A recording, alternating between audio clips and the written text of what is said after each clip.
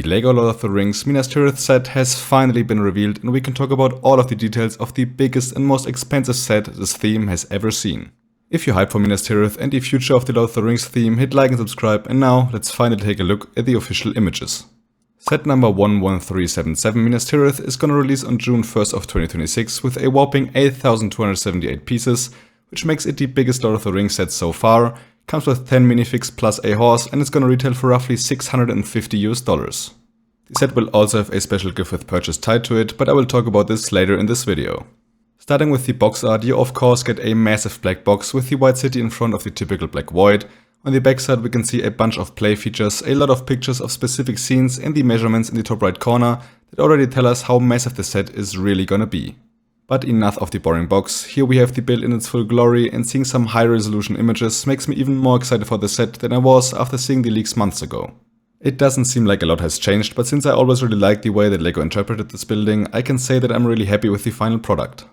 It's obviously not in scale to minifigures since it's a whole city in the movie, but you can place some figs on and around it nonetheless. You can remove the roof in certain areas to reveal some rooms, you can pull out the Throne of Gondor and the whole first ring comes off and reveal some smaller scenes that you can play with if you want to do that.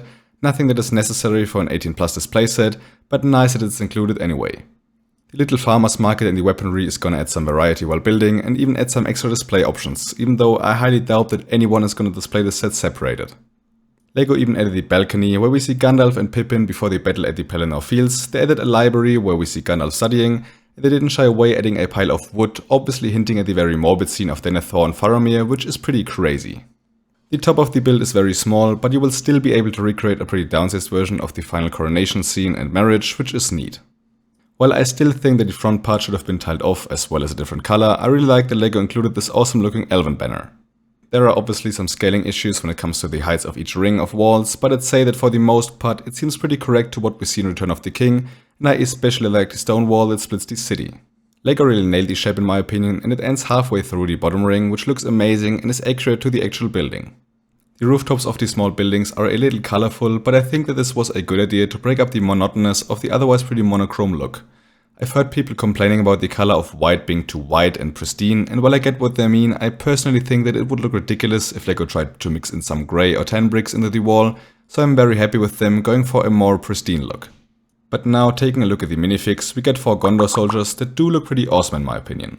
Sadly, the shape of the shield is wrong though, since we mostly, or maybe even exclusively see more rectangular shaped shields, and LEGO sadly didn't create a new mold, and also went with a brown/wooden color instead of the black that we see in the source material, which is interesting. The helmets, while being stylized, look really good though, and I love the printing on the armor and legs.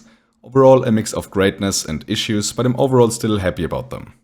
Next up, we finally get a Faramir, and this is easily the biggest disappointment for me in the whole set. While I really like his cape and the printed details on torso, hips and legs, I am not a fan of the face print that in my opinion looks nothing like him, and I'm still not a fan of the very vibrant red hair color.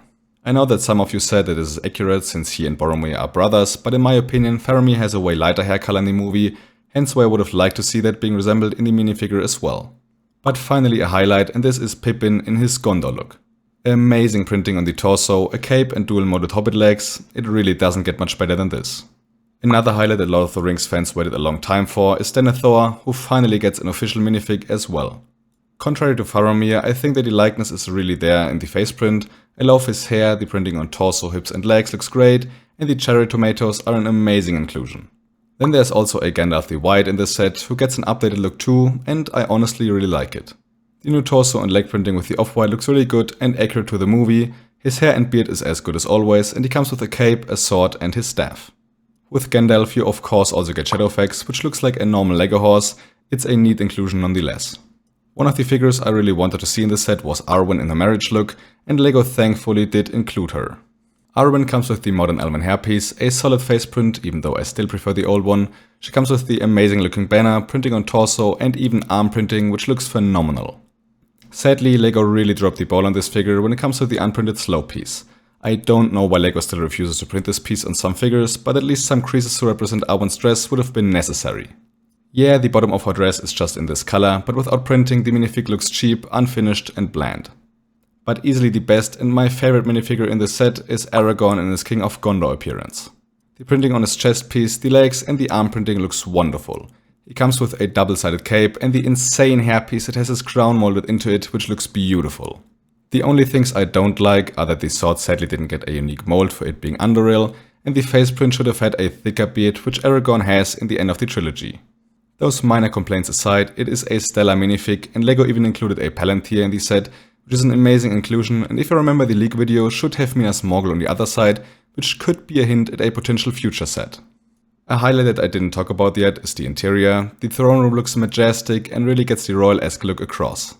LEGO used some amazing building techniques here, and I can't wait to build this section since it looks fun as hell. I would guess that the tiles on the floor are printed, but I'm not sure about the tiles on the awesome looking statues. Of course, they also included the throne and dinner table as well, which both look just as great as the rest of the build. Overall, I have to say that Minas Tirith seems like a phenomenal set for every Lord of the Rings fan. Some small issues, but overall a great build with a very fair price. 10 minifigures is okay, but in my opinion it should have been at least 15.